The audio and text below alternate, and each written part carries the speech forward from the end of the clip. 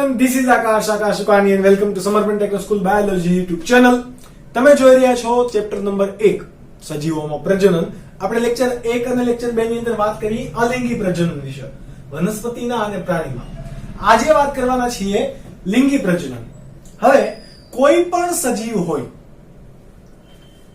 આદિ કક્ષાના સજીવો એટલે કે મોનેરા સૃષ્ટિના સજીવો, પ્રોટિસ્ટા, ફૂગ, વનસ્પતિ કે પછી પ્રાણી સૃષ્ટિ, આ દરેકની અંદર લિંગી પ્રજનનની પદ્ધતિ કેવી છે? સમાન. એટલે કે મિકેનિઝમ, ક્રિયાવિધિ કેવી છે? સમાન. એટલે કે વનસ્પતિની અંદર કે પ્રાણીની અંદર આપણે અલગ અલગ નહીં ભણીએ. કેમ? તો કે કોમન ટાઈપનું છે કે બધાની અંદર જન્યુનું નિર્માણ થશે, જન્યુનું મિલન થશે એટલે કે ફલન થશે અને એમાંથી નવો કોઈ ભ્રૂણનું નિર્માણ થશે. પરંતુ આ ફલન, પૂર્વ ફલનની પ્રક્રિયા કે પશ્વ ફલનની પ્રક્રિયા એટલે કે ભ્રૂણ બનવાની ક્રિયા, જન્યુ નિર્માણ થવાની ક્રિયા, આ બધી કદાચ અલગ અલગ હોઈ શકે. તો એ આપણે ઇન્ડિવિડ્યુઅલી ચેપ્ટર નંબર 4 ધોરણ 11 ની અંદર ભણી ગયા છીએ. પ્રાણી માટે ધોરણ 11 ચેપ્ટર નંબર 3 માં ભણી ગયા છીએ.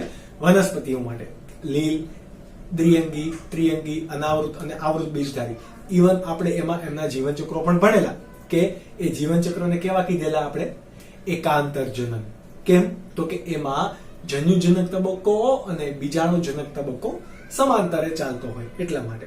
ઓકે, આજે આપણે વાત કરવાના છીએ લિંગી પ્રજનન. તો લિંગી પ્રજનન ની શરૂઆત પ્રાણીઓ જન્મે ત્યારથી થઈ છે. કોઈ આપણે પણ પ્રાણીઓ છીએ ને, આપણે લિંગી પ્રજનન કરી શકીએ, અલિંગી ના કરી શકીએ. ઉચ્ચ કક્ષાના આપણે પ્રાણીઓ કહેવાઈએ, સસ્તનો. તો શું આપણે જન્મતા વેત જ લિંગી પ્રજનન કરવા માટે સક્ષમ છીએ? તમને ઘણા બધા સવાલ આવશે તો કે નહીં. સાયન્ટિફિકલી સવાલ પહેલા આવશે કે નહીં, બીકોઝ તમારા અંદર ઋતુચક્રની શરૂઆત નથી થઈ. સ્ત્રી એટલે કે માદાની અંદર ઋતુચક્રની શરૂઆત નથી થઈ અને પુરુષ એટલે કે નરની અંદર હજી શુક્રકોષ બન્યા છે નહીં, એટલે કે વીર્ય નિર્માણ થઈ શકતું નથી. લિંગી અંગો હાજર છે બરાબર, પણ લિંગી ગ્રંથિની અંદરથી બનતા અથવા તો જરૂરી ફેરફારો હજુ થયા નથી.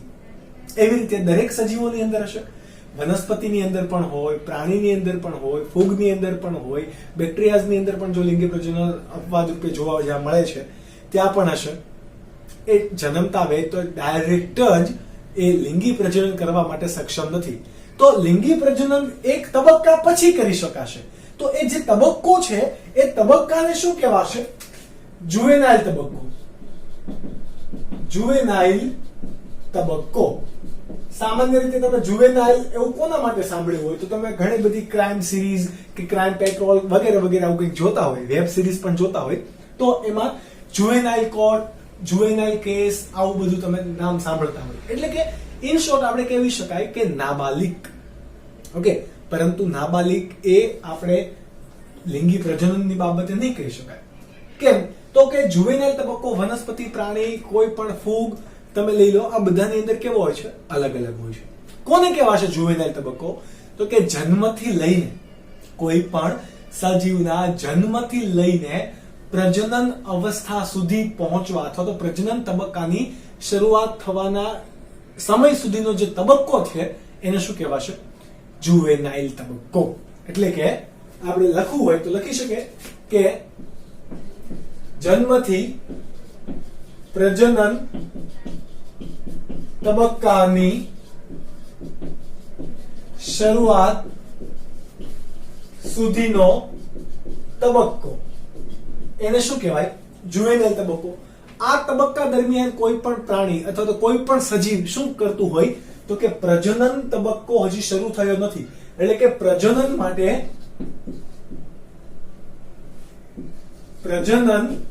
માટે સક્ષમ હજુ છે નહીં, સક્ષમ નથી. પરંતુ આ સમય દરમિયાન એ શું કરતો હોય તો કે પરિપક્વ બની રહ્યો હોય. કોઈ પણ સજીવ છે એ સમય દરમિયાન પરિપક્વ બની રહ્યો હોય, વિકાસ થઈ રહ્યો હોય, એમાં વૃદ્ધિ થઈ રહી હોય, એટલે પરંતુ પ્રજનન થઈ શકતું હોય નહીં. તો એવા સમયગાળાને શું કહેવાશે? જુવેનાઇલ તબક્કો. વનસ્પતિ અને પ્રાણી ઉપર આપણે વધારે ફોકસ કરીને ભણીશું. તો વનસ્પતિની અંદર જો આ જુવેનાઇલ તબક્કાને શું કહેવાશે? આપણે જુવેનાઇલ તબક્કાના બે પાર્ટ અહીંયા પાડી દઈએ. વનસ્પતિની અંદર અને પ્રાણીની અંદર. ઓકે, વનસ્પતિની અંદર આ તબક્કાને શું કહેવાશે?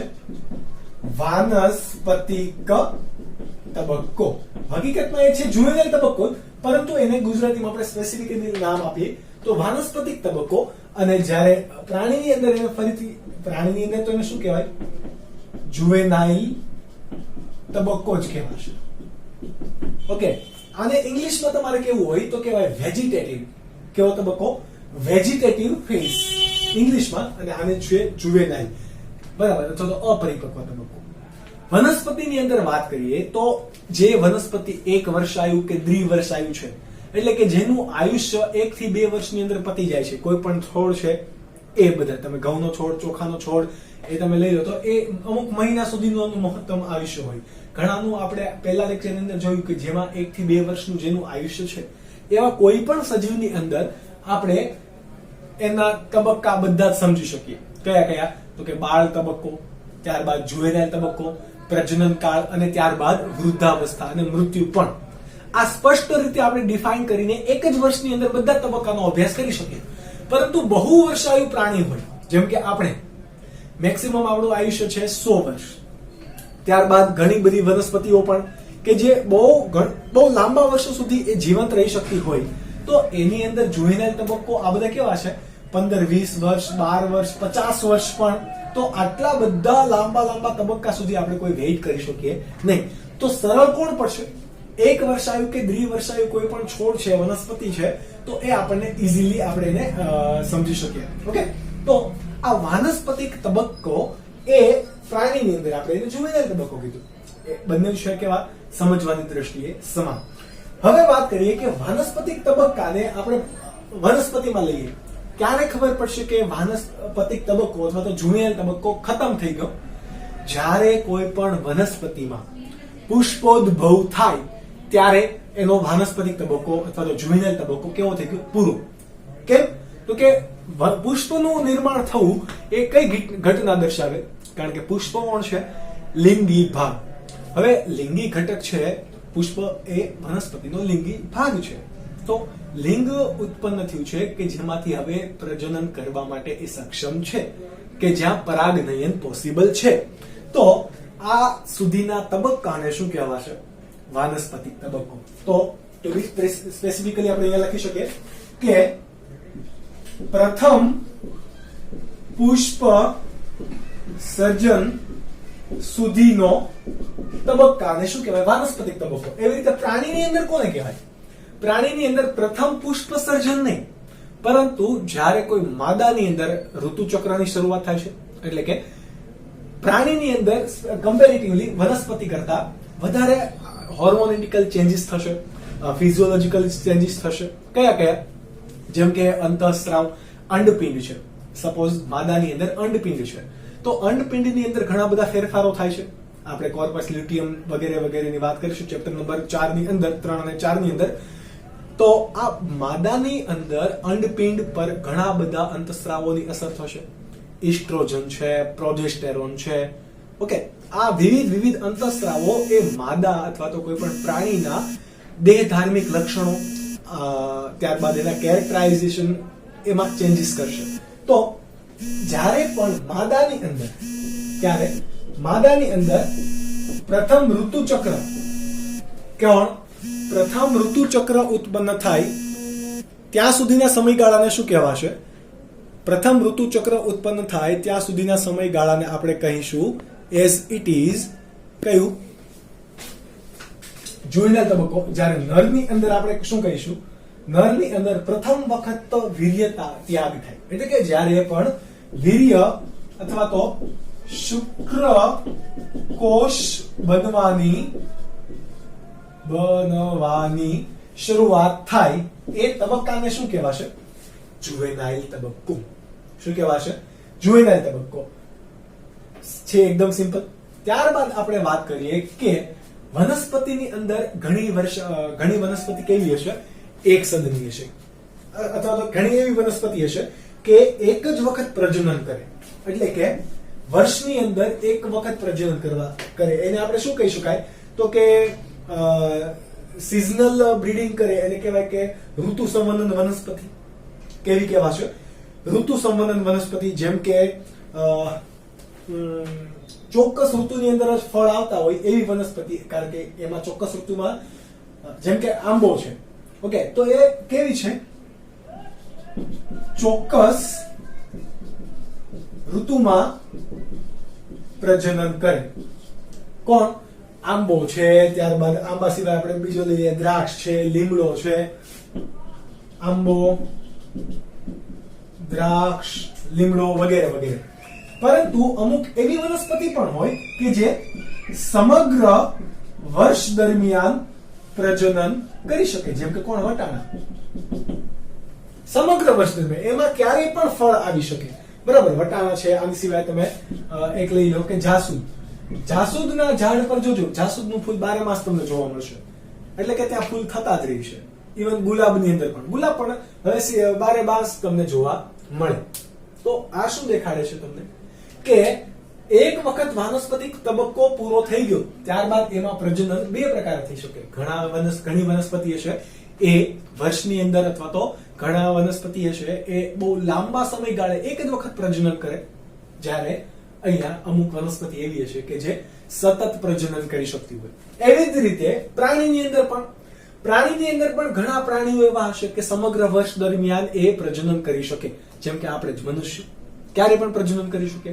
પરંતુ અમુક પ્રાણી એવા હોય કે ચોક્કસ ઋતુ દરમિયાન જ પ્રજનન કરી શકે. જેમ કે કોણ? કૂતરાઓ. બરાબર, આપણને ખબર છે સિઝન ભાદરવાની. તો એ ચોક્કસ ઋતુ દરમિયાન જ પ્રજનન કરશે. તો એક વખત પ્રજનન, હવે ઘણામાં પોઝ આવી જાય. જેમ કે કૂતરો છે એ એક વખત પ્રજનન કરી લીધું, ત્યારબાદ એક વર્ષ સુધી પ્રજનન નથી કરતો. ઓકે, તો એ વર્ષને, એ સમયગાળાને ફરીથી જુવેનાઇલ તબક્કો કહેવાય? પછી કહેવાય કે નહીં, આ તમારે વિચારવાનું છે. ત્યારબાદ વનસ્પતિમાં પણ એવું છે કે આંબાના ફૂલ શિયાળાની ઋતુમાં આવે છે. આંબા પર મોર આવે. બરાબર, આંબા પર મોર એટલે કે ફૂલ, એનો ગુચ્છો હોય. એટલા માટે આંબાનો મોર એક સિઝનમાં આવે છે, પછી આખા વર્ષ દરમિયાન પ્રજનન એમાં થતું નથી આંબાની વનસ્પતિમાં. તો ફરીથી શું એને જુવેનાઇલ તબક્કો કહી શકાશે? નહીં. એક વખત, બરાબર, એ તો એનો પોઝ છે. શું છે? પોઝ, પ્રજનનની પદ્ધતિ છે. એટલા માટે એ વિરામ લાગે છે, પરંતુ આવું હકીકતમાં થતું નથી. આપણો જુવેનાઇલ તબક્કો કેટલો હતો? તો તમને પણ ખબર હશે, જો કોઈ પણ માદા છે એટલે કે ફિમેલ છે તો એમને ખબર હશે, જ્યાં સુધી પ્રથમ એના ગર્ભાશયમાંથી રજોદર્શન થયેલું, એટલે કે ઋતુસ્રાવ થયેલો પ્રથમ વખત, ત્યાર સુધીનો સમયગાળો કયો કહેવાશે? જુવેનાઇલ તબક્કો. ત્યારબાદ દર 28 દિવસ સુધીનો બ્રેક હોય તો ફરીથી એને જુવેનાઇલ તબક્કો કહેવાશે નહીં. એવી રીતે મનુષ્યોમાં, આપણા પુરુષમાં પણ જોઈ લઈએ તો પ્રથમ વખત શુક્રપિંડમાંથી શુક્રકોષો બન્યા અને વીર્ય બનવાની શરૂઆત થઈ, તો ત્યાં સુધીના સમયગાળાને શું કહેવાય? જુવેનાઇલ તબક્કો. હવે પછી આપણે અત્યારે પ્રજનન કરતા નથી. બરાબર, ઓબ્વિયસલી આપણે પ્રજનન કરતા નથી. 12-25 મેરેજ કરે ત્યાં સુધી કોઈ પ્રજનન નથી કરતું, તો ત્યાં સુધીના સમયગાળાને જુવેનાઇલ તબક્કો કહેવાશે નહીં. ઓકે, તો એટલે બંનેને તમારે સ્પેસિફિકલી ભણવા પડે. કમ્પેરેટિવલી વનસ્પતિ કરતા પ્રાણીની અંદર જ્યારે પણ જુવેનાઇલ તબક્કો પૂરો થશે અને પ્રજનનિક તબક્કો શરૂઆત થશે, ત્યારે ઘણા બધા એના દેખાવમાં, શરીરની અંદર ચેન્જીસ આવવા લાગશે. જેમ કે માદાની અંદર અવાજ થોડો તીણો થશે. બરાબર, સ્તન ગ્રંથિનો વિકાસ થશે, નિતંબ પહોળા થશે. ઓકે, આ ત્યારબાદ ઋતુચક્રની શરૂઆત થશે. તો આવા દેખીતા દેહધાર્મિક અને રાસાયણિક ફેરફારો પણ થશે. એટલે કે અંતઃસ્ત્રાવની અંદર ફેરફારો થાય. પ્રાણીની અંદર આપણે મનુષ્યમાં જોઈએ તો પુરુષમાં પણ આવું થશે કે અવાજ ઘેરો બનશે, દાઢી મૂછ આવવા લાગશે, કે પ્રજનન કાળની તબક્કા શરૂઆત થશે. કોઈને 10 વર્ષે કઈ દાઢી મૂછ ના હોય. ઓકે, કેમ? તો કે એ તબક્કા દરમિયાન જ્યારે પણ શુક્રકોષ બને છે એ સમય દરમિયાન આપણા શરીરની અંદર ટેસ્ટોસ્ટેરોનનું પ્રમાણ વધે છે, કે જે આપણા પુરુષત્વના લક્ષણો માટે જવાબદાર છે. સ્નાયુમય એટલે કે ખડતલ ખંભાગ, અથવા તો આમ કસાયેલું શરીર, તમને થોડુંક ફિટ બોડી જોવા મળે, સ્નાયુનો વધારે વિકાસ થાય. આ બધા દેખીતા ફેરફારો થશે. આની અંદર થોડાક તમારે સ્પેશિયલ થોડાક કેસ યાદ રાખવાના છે. જેમ કે વાંસની વાંસ છે, વાંસ કોણ? વાંસ. તો વાંસ એના જીવન ચક્રમાં ફક્ત એક જ વખત પ્રજનન કરે, બરાબર? વાંસ ક્યાં જીવન ચક્રમાં ફક્ત કેટલી વાર? એક વાર જ પ્રજનન કરે. કેટલા વર્ષે? તો કે 50 વર્ષે. કેટલા વર્ષે? 50 વર્ષે ફક્ત એક જ વખત પ્રજનન કરે અને ત્યારબાદ એમાંથી પુષ્પનો ઉદ્ભવ થાય. પુષ્પનો ઉદ્ભવ થાય એટલે ગોલ્ડન પુષ્પ ઉત્પન્ન થાય, એમાંથી ફળ વિકસે. ત્યારબાદ એ પિતૃવાસ હોય એ મરી જાય. ઓકે, તો એક જ વખત પ્રજનન કરે છે તો આનો જુવિનાઇલ તબક્કા, જુવિનાઇલ સમય કેટલો થશે? 50 વર્ષ. એવી રીતે તમારે બીજું એક વનસ્પતિ છે કે જેને આપણે ગુજરાતીમાં કહીએ નીરાકુંજી, અને સાયન્ટિફિક નામ છે એનું સ્ટ્રોબિલાન્થસ કુન્થિયાના. કેવું? સ્ટ્રોબિલાનસ કુન્થિયાના. એનું ગુજરાતી નામ છે નીરાકુંજી અથવા તો નીરકુંજી પણ એને કહે, નીરકુંજ. ઓકે, આ ક્યાં જોવા મળે? તો કે સાઉથ ઇન્ડિયાના પોર્શનમાં અથવા તો એ રિજનની અંદર વધારે જોવા મળે, કે જ્યાં એમાં શું થાય? દર 12 વર્ષે પુષ્પોદ્ભવ થાય. 12 વર્ષ સુધી એ વનસ્પતિમાં પુષ્પ જોવા મળતા નથી, એટલે કે પ્રજનન પણ થતું નથી. દર 12 વર્ષે પુષ્પોદ્ભવ થવાય, એના કારણે એક સાથે દર 12 વર્ષે પુષ્પોદ્ભવ થાય, જેના કારણે એક વખત કેવું થયેલું કે 12 વર્ષે તમને એનસીઆરટી બુકની અંદર સપ્ટેમ્બર ઓક્ટોબર 2006 નો કેસ આપેલો છે કે ઘણા બધા પર્યટકોનું ધ્યાન આકર્ષિત કરેલું. ઓબ્વિયસલી હવે નીરાકુંજીના કેવું છે, સાઉથના રિજનની અંદર તમે ઘણા બધું જોયું છે કે એ પહાડો વાળો વિસ્તાર છે, પર્યટકોને નજર આવે અથવા તો ગમે એવું. તમે કેરળ, કર્ણાટક આ બધા પ્રદેશો જુઓ તો ઓકે, તો આ પ્રદેશની અંદર નીરાકુંજીના ઘણા બધા છોડ છે. એ બધામાં એક સાથે પુષ્પોદ્ભવ થયો 12 વર્ષ પછી, તો બધાને નવાઈ લાગી. કેમ? તો કે જાંબલી કલરના પુષ્પોના કારણે એ જે ડુંગર હતા, પર્વતો હતા, એ સતત લીલાને બદલે કેવા થઈ ગયા? વાદળી થઈ ગયા. અને ત્યાં કોઈ પણ ફરવાવાળા આવે તો એના તરફ આકર્ષિત થઈ જાય ઓબ્વિયસલી. ઓકે, તો આ વાત હતી કોની? સ્ટેબિલાન્થસ કુન્થિયાનાની. હવે આ તમને આપેલું છે નીટ ગુજરાત એનસીઆરટી બુકની અંદર 2006 નો કેસ. દર 12 વર્ષે પુષ્પોદ્ભવ થાય. તો તમને એમ પણ પૂછે કે છેલ્લે ક્યારે જોવા મળેલું? તો 2018, 2018, કારણ કે 6 + 12 કેટલા? 18. તો આવી રીતે તમારે યાદ રાખવું. પ્લસ તમને એમ પૂછે કે ક્યારે જોવા મળશે નેક્સ્ટ ટાઈમ, તો એમાં પણ 18 + 12 તમારે કરી દેવાના 2030 ની અંદર. તો આવી રીતે પણ જો તમને ક્વેશ્ચન્સ પૂછે તો પણ આવડતો હોવો જોઈએ. ત્યારબાદ જો આપણે પ્રાણીની અંદર વાત કરીએ તો પ્રાણીની અંદર થોડુંક તમારે અહીંયા ડિટેલમાં જોવાનું છે. કેમ? તો કે પ્રાણીની અંદર આપણે ઋતુચક્રની વાત કરી. આ ઋતુચક્ર એ એક અંતઃસ્રાવોની અંદર થતો ફેરફાર છે, જેના કારણે ઘણા બધા લક્ષણો પણ ચેન્જીસ થશે. તો એ બે પ્રકારના, આપણે ઋતુચક્રને બે પ્રકારના નામ આપીશું. કયા કયા? તો કે પેલું છે ઇસ્ટ્રસ ચક્ર, એટલે કે ઇસ્ટ્રસ સાયકલ, અને બીજું છે તમે ઇન શોર્ટ ઘણી વખત તમે એને એમસી કહેતા હોય. તો એમસી નું આખું પૂરું નામ શું છે? મેન્સ્ટ્રસ સાયકલ. મેન્સ્ટ્રસ સાયકલ. સાયકલ એટલે કે ચક્ર. કોણ? ચક્ર. હકીકતમાં બંનેનો મતલબ નામ માત્ર અલગ છે, પરંતુ બંને છે કોણ? સમાન. કેવા કેવા? મેન્સ્ટ્રસ સાયકલ કોની અંદર જોવા મળે? પ્રાઇમેટ સજીવોની અંદર. કોની અંદર? પ્રાઇમેટ્સ. પ્રાઇમેટ્સ. અને આ કોની અંદર જોવા મળે? કે જે એવા સસ્તનો કે જે કેવા છે?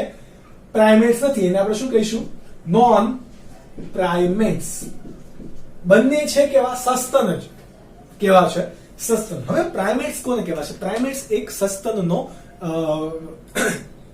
સસ્તનનો ઉપવર્ગ છે. જેવી રીતે સમુદાય કયો? મેરુદંડી. વર્ગ કયો? સસ્તન એટલે કે મેમિલિયા. એનો ઉપવર્ગ કયો છે? પ્રાઇમેટ. પ્રાઇમેટ્સ કોને કહેવાશે? તો પ્રાઇમેટ્સ એ સસ્તનોની અંદર પણ આવેલો સૌથી વધારે ઉચ્ચ વિકસિત લક્ષણો વાળો એક વર્ગ છે, કે જેની અંદર મગજ કેવું હશે? મોટું હશે. ત્યારબાદ એના પ્રાઇમેટ સજીવો હોય એના નખ હશે નખ અથવા તો એને આંગળી હોય એ કેવી હશે? આમ સપાટ. આપણે આંગળી તમે જોઈ શકો છો. આ સસ્તનોની આગવી લાક્ષણિકતા છે.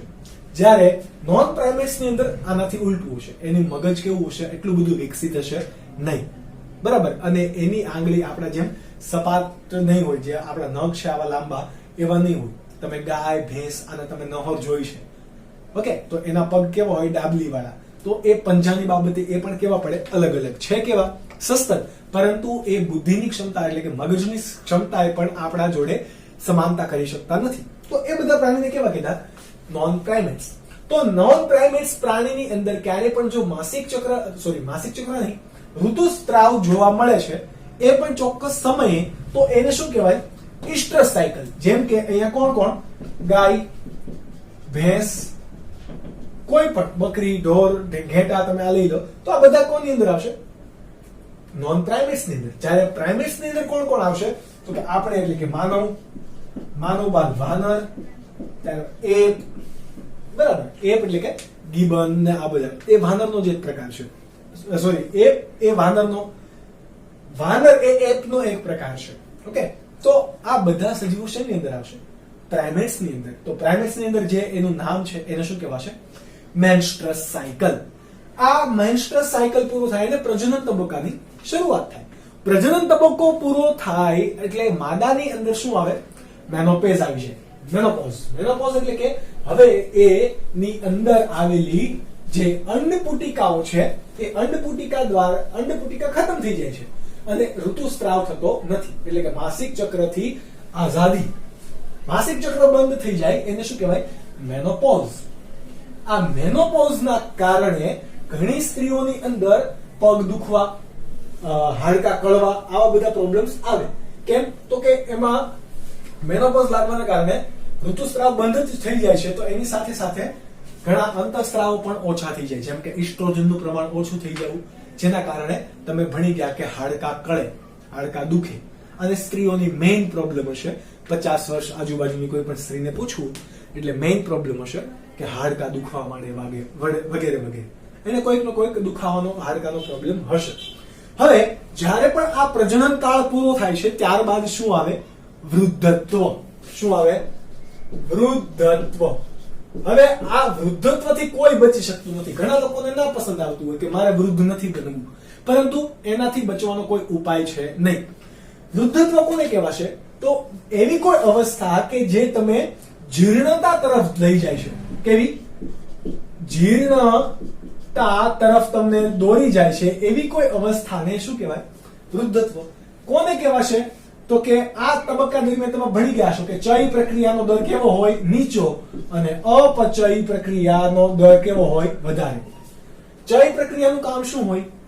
ચય પ્રક્રિયાનું કામ હંમેશા સર્જનાત્મક હોય. કોઈ નવું ઘટકનું નિર્માણ કરશે. અપચય એ વિખંડનાત્મક હોય. એ નવા ઘટકનું નિર્માણ નહીં કરે પરંતુ તોડશે. ઓકે, તો વિઘટનાત્મક પ્રક્રિયા કેવી થશે? વધતી જશે. એક સમય એવો આવી જશે કે ચય કેવો હશે? ન્યૂનતમ. એટલે કે એનાથી નીચે કઈ ન જવું. એટલે કે ચય 0 હશે. આપણે 1 થી 10 ના સ્કેલમાં આગીએ તો આ 0 અને આ 10. બરાબર. તો આ કેવો થઈ ગયો? મહત્તમ. જે અવસ્થાએ અપચયનો દર મહત્તમ થઈ જાય છે એ અવસ્થાને શું કહેવાય? મૃત્યુ. કારણ કે પછી કઈ આપણે કરી શકીએ નહીં, કોઈ નવા ઘટકનું સર્જન થાય નહીં. વૃદ્ધત્વ બાદ શું આવે? મૃત્યુ. હવે આ વૃદ્ધત્વનો અભ્યાસ કરવો બહુ અઘરો છે. ઘણા બધા કેસ આજે આના પણ સોલ્વ થઈ શક્યા નથી. પરંતુ મૃત્યુ એક ગેરંટી છે. આમાં મૃત્યુ શું છે? ગેરંટી. વૃદ્ધત્વ બાદ મૃત્યુ ગેરંટી છે. પણ આ વૃદ્ધત્વના અભ્યાસને શું કહેવાશે? ગેરેન્ટોલોજી. યાદ રાખજો. શું કહેવાય? વૃદ્ધત્વના અભ્યાસને ગેરેન્ટોલોજી. તો આપણે 3 કાળ ભણ્યા. એક તો કેવો હશે? જુવેનાઇલ તબક્કો, ત્યારબાદ પ્રજનન કાળ અને વૃદ્ધત્વ. વૃદ્ધત્વ વિશે આપણે વાત કરવાના નથી. આપણે જુવેનાઇલ કાળ વિશે વાત કરી લીધી. જુવેનાઇલ કાળ કોને કહેવાય? બરાબર. હવે જ્યારથી જુવેનાઇલ કાળ પતે અને પ્રજનન તબક્કો શરૂ થાય એ વિશે આપણે વાત કરવાની છે. એટલે કે કોણ? ઓબ્વિયસલી લિંગી પ્રજનન. તો આ તમે નોટ ડાઉન કરી લો. હવે આપણે ભણીશું લિંગી પ્રજનન. હવે આપણે વાત કરીશું લિંગી પ્રજનન પર મેઇન ફોકસ. લિંગી પ્રજનન એટલે આપણને ઇન શોર્ટ એટલી ખબર છે કે લિંગી પ્રજનનની અંદર એક નરજન્યુ હોય, એક માદાજન્યુ હોય. એક નરજન્યુ, એક માદાજન્યુ હોય. એ બંને ભેગા થાય. ભેગા થઈને શું બનાવે? ફલિતાંડ બનાવે. શું બનાવે? ફલિતાંડ. આ ફલિતાંડનો વિકાસ થઈને શું બને? ભ્રૂણ. એટલે એ ભ્રૂણનો વિકાસ થઈને એમાંથી એક કોઈ ચોક્કસ સજીવ બનશે. આવી એક પ્રક્રિયા થાય છે, આપણને ખ્યાલ છે, બરાબર. પરંતુ આ ફલિતાંડ બનવાની પ્રક્રિયાને શું કહેવાશે? ફલન. બરાબર. તો ફલનને આધારે આપણે લિંગી પ્રજનનને 3 તબક્કામાં વહેંચી શકીશું.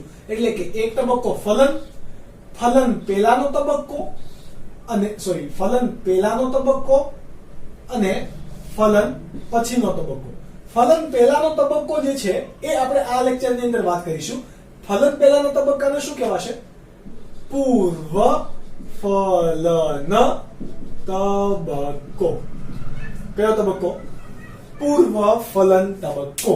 કે હજુ ફલન નથી થયું એ પહેલા કઈ કઈ પ્રક્રિયા થાય છે લિંગી પ્રજનનની એની વાત કરવાની છે. ઓકે, કયો તબક્કો? પૂર્વ ફલન તબક્કો. આ તબક્કાની અંદર 2 ઘટના થશે. પહેલા તો અહીંયા આપણે જન્યુની વાત કરી, નર અને માદા જન્યુ. ઓકે, તો આ જન્યુનું નિર્માણ થવું જરૂરી છે. એટલે આ જન્યુના નિર્માણને શું કહેવાશે? જન્યુ જનન. શું કહેવાય? જન્યુ જનન. ત્યારબાદ જન્યુને 2 ભેગા પણ થવા જોઈએ, બરાબર. તો એ જન્યુ ભેગા જે થાય એને શું કહેવાશે? જન્યુ વહન. એટલે કે એકબીજા સુધી જવાની ક્રિયા. પહેલા જન્યુ જનન થશે અને પછી શું થશે? જન્યુનું વહન, જન્યુ નિર્માણ બાદ. ઓકે, હવે આપણને ખબર છે કે દરેક સજીવો કાં તો એકકીય હોય, ઘણા સજીવો કેવા હશે? એકકીય હોય, ઘણા સજીવો કેવા હશે? દ્વિકીય હોય. દ્વિકીય એટલે કે જનીન બંધારણ એનું જોડમાં છે, જ્યારે એકકીય એટલે કે જનીન બંધારણ કેવું છે? એકકીય. પરંતુ જન્યુ હંમેશા કેવા હશે? જન્યુ હંમેશા એકકીય જ હોય. એટલે કે હેપ્લોઇડ જ હોય, ડિપ્લોઇડ હોય નહીં. હેપ્લોઇડ એટલે કે એકકીય, ડિપ્લોઇડ એટલે કે દ્વિકીય. આપણે આને શું કહીશું? એકકીય. હવે આપણે જ્યારે ફક્ત n લખીએ આવી રીતે ત્યારે તમારે સમજી જવાનું કે એ એકકીય છે. જ્યારે આવું લખીએ ત્યારે સમજી જવાનું કે એ શું છે? દ્વિકીયની આપણે વાત કરીએ છીએ. જે સજીવો એકકીય છે, જન્યુ પણ કેવા છે? એકકીય. જન્યુ પણ કેવા છે? એકકીય. તો આ પ્રકારના જન્યુ બનવા માટે અહીંયા કઈ પ્રક્રિયા થવી જોઈએ? અર્ધીકરણ પોસિબલ છે? તો કે નહીં. તો અહીંયા એકકીય સજીવોમાંથી જન્યુ બનવા માટે જે કોઈ પણ પ્રક્રિયા થાય એને શું કહેવાશે? કઈ પ્રક્રિયા હશે? આ સમભાજન હશે. કઈ પ્રક્રિયા? સમભાજન. જ્યારે દ્વિકીય સજીવો છે તો એમાં 2n છે, એમાંથી n બનવાનું. એટલે કે અહીંયા કઈ પ્રક્રિયા થવી જોઈએ? અર્ધીકરણ. કઈ? અર્ધીકરણ. અને આ તમે સમભાજન અને અર્ધીકરણ બંને પ્રક્રિયા ધોરણ 11 ચેપ્ટર નંબર 10 ની અંદર ભણી ગયા છો કે કઈ કઈ થાય. જેવી રીતે આપણે ભણી ગયા હતા કે અર્ધીકરણની અંદર એક કોઈ કોષો હોય તો એનું અર્ધીકરણ 1 અને અર્ધીકરણ 2 ના પરિણામે હંમેશા કેટલા કોષો મળશે? 4. એટલે કે એક કોષમાંથી કેટલા કોષો મળશે તમને? 4. આ વસ્તુ યાદ રાખજો. જ્યારે એકકીય કોષોની અંદર અથવા તો એકકીય સજીવો છે એમાં આવું કઈ થતું નથી. એમાં એકકીયમાં શું થશે? આ રીતે એક સજીવ છે એમાંથી સમભાજન પામીને 2 કદાચ બને તો પણ કેવા? બંને એકકીય હશે. કેવા? એકકીય. દ્વિકીય હશે નહીં, અથવા તો અર્ધોકીય પણ હોય નહીં. આ એક વસ્તુ તમારે યાદ રાખવું. અહીંયા તમારે યાદ શું રાખવાનું છે કે કોણ એકકીય સજીવો છે અને કોણ દ્વિકીય સજીવો છે. ઓકે, તો એકકીય સજીવોની અંદર આપણા પાસે લિસ્ટ હતું તો કે ઘણા સજીવો મોનેરા હોય તો મોનેરાના સભ્યો ઘણા કેવા હશે? એકકીય હોય. ત્યારબાદ ઘણી ફૂગ એકકીય હોઈ શકે. ઘણા પ્રોટિસ્ટા હોય તો પ્રોટિસ્ટા સૃષ્ટિના સભ્યો પણ એકકીય હોઈ શકે. ફૂગ બાદ તમે આપણે વાત કરીએ ઘણી લીલ એકકીય હોય અને દ્વિઅંગી વનસ્પતિ પણ કેવી હોય? એકકીય હોઈ શકે કે નહીં. દ્વિકીય કોણ કોણ હોય? તો કે ત્રિકીય વનસ્પતિ, અનાવૃત બીજધારી વનસ્પતિ, આવૃત બીજધારી વનસ્પતિ અને બધા પ્રાણી. પ્રાણીઓમાં મોટા ભાગને તમે પ્રાણી લઈ લો તો એ બધા કેવા હશે? હંમેશા સછિદ્રથી માંડીને કોઈ પણ પ્રાણી લઈ લો, બધા કેવા હોય? દ્વિકીય. તો પ્રાણીની અંદર હંમેશા શું થશે? જન્યુ નિર્માણ માટે અર્ધીકરણ જ થશે. જ્યારે આ બધાની અંદર શું થવું જોવા મળે? આમાં પણ અપવાદ છે. બધી જ લીલ એ કેવા હશે? એકકીય. ત્યારબાદ દ્વિઅંગી. તો આ બધાની અંદર સંભાજન જોવા મળે. એટલે કે જન્યુ નિર્માણ અર્ધીકરણ વડે પણ થઈ શકે અને સંભાજન વડે પણ થઈ શકે. એનો આધાર કોના ઉપર રહે? કે સજીવ કયા પ્રકારનો છે. સજીવ જે પ્રકારનો છે એના ઉપર આધાર રાખશે. ત્યારબાદ આ જન્યુ બે પ્રકારના જન્યુ હોઈ શકે. કેવા પ્રકારના? બે પ્રકારના. કેવા કેવા? જન્યુની ટાઈપ આપણે વાત કરીએ તો સમજન્યુ, કેવા? સમજન્યુ અને વિષમજન્યુ. કોને કહેવાશે સમજન્યુ અને કોને કહેવાશે વિષમજન્યુ? તો એના નામ પરથી જ છે સમજન્યુ કોને કહેવાય અને વિષમજન્યુ કોને કહેવાય. ઓકે, કેટલીક લીલ હોય કે લીલની અંદર જન્યુ એના આકાર અને કદ, વર્તન બધી જ દ્રષ્ટિએ કેવા હશે? સમાન. કેવા? સમાન. ઓકે, તો એને શું કહેવાશે? સમજન્યુ. કેવા કહેવાય? સમજન્યુ. આ સમજન્યુ ક્યારેક કેવા હોઈ શકે? ચલિત હોઈ શકે, ઘણી વખત અચલિત હોઈ શકે. આપણે એક્ઝામ્પલ લખવા હોય તો કોને લખી શકાશે? તો કે બે યુલોથ્રિક્સ. કેવા? કોણ? યુલોથ્રિક્સ અને ક્લેડોફોરા. આ બંનેની અંદર કેવા જોવા મળે? સમજન્યુ જોવા મળે. જ્યારે વિષમજન્યુ, આ બધી જ રીતે અલગ અલગ હશે. એટલે કે રચનાની દ્રષ્ટિએ, આકારની દ્રષ્ટિએ, કાર્ય અને વર્તણૂકની દ્રષ્ટિએ પણ કેવા હોય? અલગ અલગ. એમાં મોટા ભાગે નરજન્યુ હશે એ કેવું છે? કદમાં નાનું અને અચલિત. કદમાં નાનું અને ચલિત. આપણે આ રીતે દર્શાવીએ. ઓકે, આ નરજન્યુ છે અને માદાજન્યુ કેવું હશે? કદમાં મોટું અને અચલિત. જો આ બંને આકાર, રચના, કાર્યની દ્રષ્ટિએ પણ કેવા છે? અલગ અલગ. આ ચલિત છે, આ અચલિત છે. તો એવા જન્યુને શું કહેવાય? વિષમજન્યુ. શું કહેવાશે? વિષમજન્યુ. કોની અંદર જોવા મળે? તો આપણા પાસે છે ફ્યુકસ લીલ છે. ત્યારબાદ આપણે એટલે કે મનુષ્યની અંદર પણ જોવા મળે. આપણે જો લીલની સ્પેસિફિકલી વાત કરીએ તો કારા, બરાબર, વોલવોક્સ.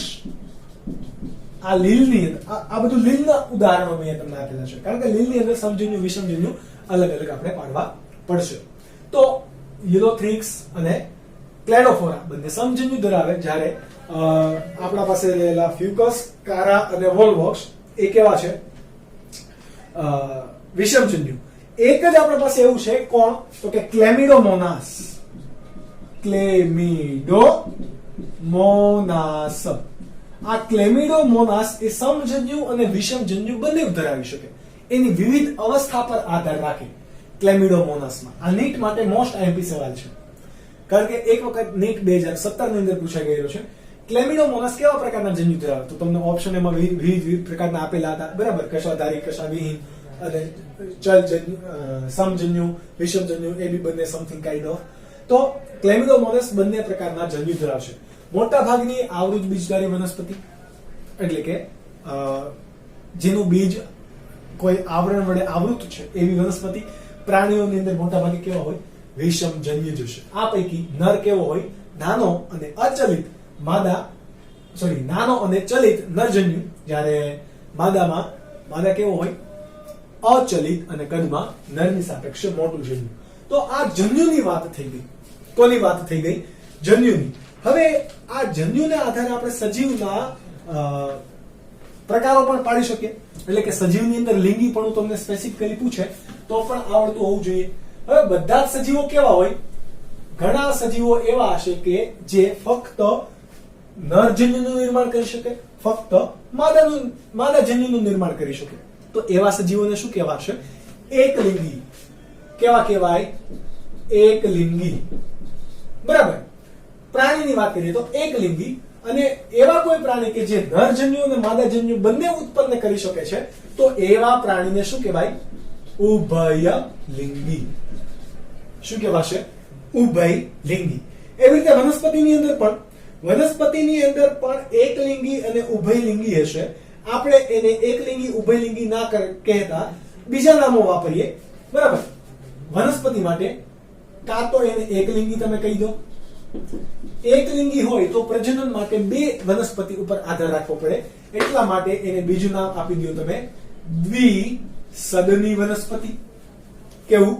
દ્વિસદની વનસ્પતિ. અને એનું સુકાય બીજ વિષમ સુકાય છે. કેવું છે? વિષમ સુકાય. તો એવી વનસ્પતિને બીજું હજી શું કહેવાય? વિષમ સુકાય અથવા તો હેટ્રોથેલિક વનસ્પતિ. વિષમ સુકાયક વનસ્પતિ અથવા તો હેટરોથેલિક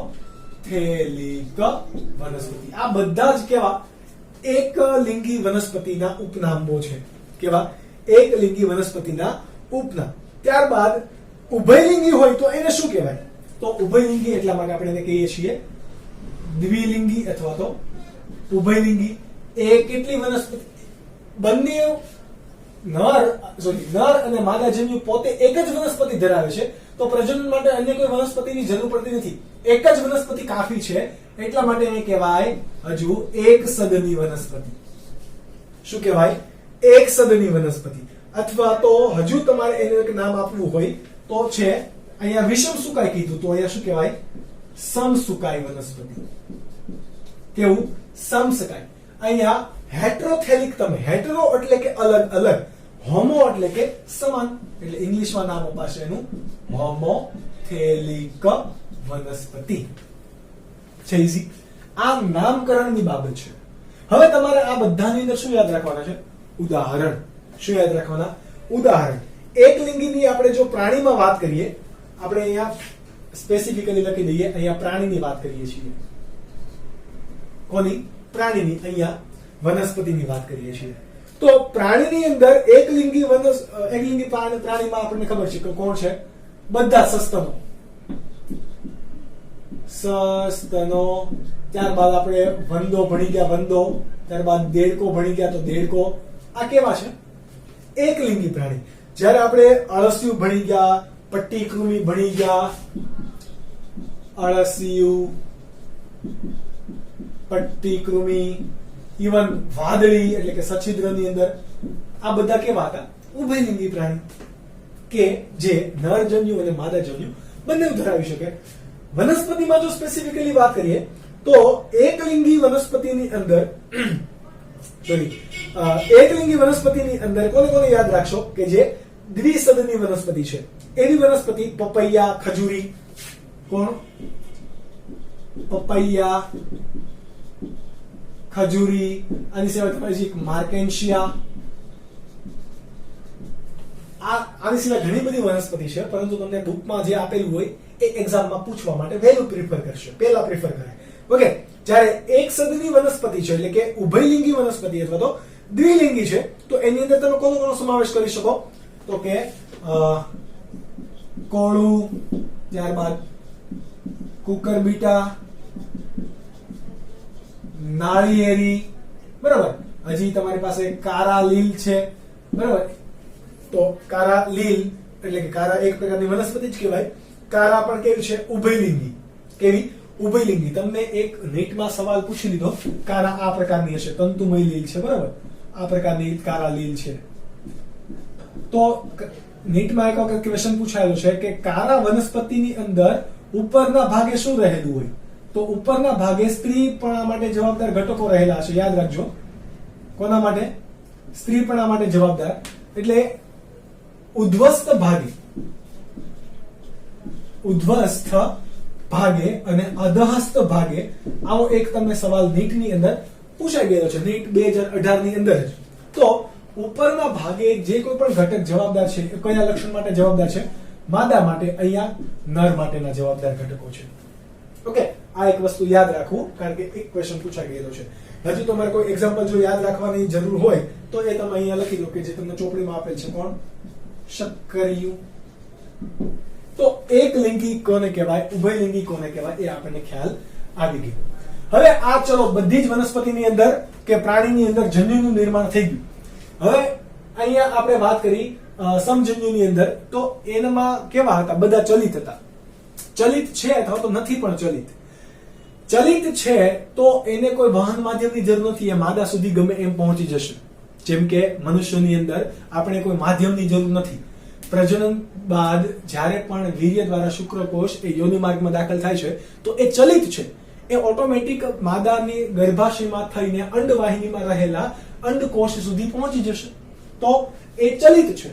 પરંતુ અચલિત હોય ત્યારે શું કરવાનું? અચલિત જન્યુના વહન માટે હંમેશા શું જરૂર પડે? માધ્યમની જરૂર પડે. શું જરૂર પડે? માધ્યમની. જેમ કે કોણ આપણી પાસે કોણ કોણ હતું? જો કે લીલ, દ્વિઅંગી, અમુક ત્રિઅંગીની અંદર પણ પાણી એ કોના તરીકે વધતે? માધ્યમ તરીકે વર્તતું હતું. બરાબર. તમે દ્વિઅંગી વનસ્પતિ માટે એક તો એવું પણ સાંભળ્યું હશે કે એ કોણ છે? કેવી વનસ્પતિ છે? ઉભયજીવી વનસ્પતિ છે. આપણે જે દેડકામાં હોય, દેડકો કેવો છે? ઉભયજીવી. તો એવી રીતે દ્વિઅંગી વનસ્પતિ કેવી છે? ઉભયજીવી. એના પ્રજનન માટે પાણી કેવું છે? અતિ આવશ્યક છે. એવી રીતે લીલ છે, દ્વિઅંગી વનસ્પતિ છે, અને ત્રિઅંગી વનસ્પતિમાં પણ જન્યુ ક્યાં છોડશે, ક્યાં મુક્ત કરશે? જન્યુ હંમેશા પાણીમાં એ મુક્ત કરશે. ત્યાં એ પાણીમાં જન્યુ ભેગા થઈને ફલનની ક્રિયા થશે. તો પાણી માધ્યમ તરીકે વર્તતું હોય. જ્યારે આવૃત બીજધારી વનસ્પતિ છે, કોણ? આવૃત બીજધારી વનસ્પતિ, એની અંદર આપણા પાસે ખબર છે કે પરાગરજ હોય. શું હોય? પરાગરજ, કે જે ક્યાં આવેલી હોય? પુંકેસરના પરાગાશય ભાગમાં. ત્યાંથી સ્ફોટન થઈને પરાગરજ મુક્ત થઈને ક્યાં જશે? સ્ત્રી કેસરના પરાગાસન સુધી જાય. પરાગરજ ઓટોમેટિક તો ક્યાંય જશે નહીં, ઓટોમેટિક નહીં જશે. એનો મતલબ કે એને એક જગ્યાએથી બીજી જગ્યાએ વહન કરવા માટે કોઈ માધ્યમની જરૂર છે. એ પ્રક્રિયાને શું કહેવાશે? પરાગનયન. શું કહેવાય? પરાગનયન. આ પરાગનયન માટે ઘણા બધા ઘટકો જવાબદાર હોય. જેમ કે ઘણીવાર હવા દ્વારા થતું હોય, પાણી દ્વારા થતું હોય, પ્રાણી દ્વારા થતું હોય, અથવા તો પ્રાણીની અંદર સ્પેસિફિકલી કીટકો દ્વારા પણ થતું હોય. તો પરાગનયન અલગ અલગ પ્રકારે થઈ શકે કે જેના દ્વારા કોઈ પણ માધ્યમ છે એ જન્યુના વહન માટે યુઝ આપણે કરી શકીએ. વનસ્પતિ આવું કરે છે તો એને શું કહેવાશે? પરાગનયન દ્વારા થતું પ્રજનન. તો એ પરાગનયન માટે હંમેશા કોઈ માધ્યમની જરૂર પડે. એટલે કે જન્યુનું વહન કરવા માટે કોણે કામ કર્યું? અહીંયા કોઈ પણ માધ્યમ. રાઈટ. હવે આપણે વાત કરીએ કે ઘણી વનસ્પતિ સ્વફલન દર્શાવતી હોય. શું દર્શાવતી હોય? સ્વફલન. સ્વફલન એટલે કે દ્વિલિંગી પુષ્પ છે. બરાબર. દ્વિલિંગી પુષ્પ છે કે જેની અંદર સ્ત્રી કેસર છે અને પુંકેસર પણ છે. તો એને કોઈ જન્યુના વહનની જરૂર નથી પડતી. આ પરાગરજ છે, જ્યારે પણ સ્ફોટન થશે પરાગાસન પર આવી જાય. એકદમ ઈઝીલી થઈ શકે છે. ઘણી વનસ્પતિ એવી હશે કે જે એક વનસ્પતિ પર જ માદા પુષ્પ ધરાવે છે અને નર પુષ્પ પણ ધરાવે છે. બરાબર. આ માનો કે નર પુષ્પ છે, આ માનો કે માદા પુષ્પ છે. તો આની પરાગરજ અહીંયા આવી પણ જાય તો એના માટે પણ માધ્યમની જરૂર પડશે. તો માધ્યમ હંમેશા નર જન્યુને માદા સુધી પહોંચાડવામાં મદદ કરશે. જો અચલિત હશે તો, ચલિત હશે તો એ પોતે પહોંચી શકે છે. તો આ વાત હતી લેક્ચર નંબર 3 માટે. નેક્સ્ટ લેક્ચર ની અંદર આપણે ભણીશું કે આ ચલો ફલન હવે ભેગા થઈ ગયા તો હવે ફલન કઈ રીતે થશે, ફલન બાદ કઈ કઈ ઘટનાઓ થશે, આ ભણીશું આપણે લેક્ચર નંબર 4 ની અંદર. લેક્ચર નંબર 4 બાદ આપણે આ ચેપ્ટર કરીશું ફિનિશ. તો ત્યાં સુધી તમે આ વાંચતા રહો, ઉદાહરણ યાદ રાખતા રહો, મહેનત કરતા રહો. ફરી મળીશું ત્યાં સુધી. Bye bye and take care.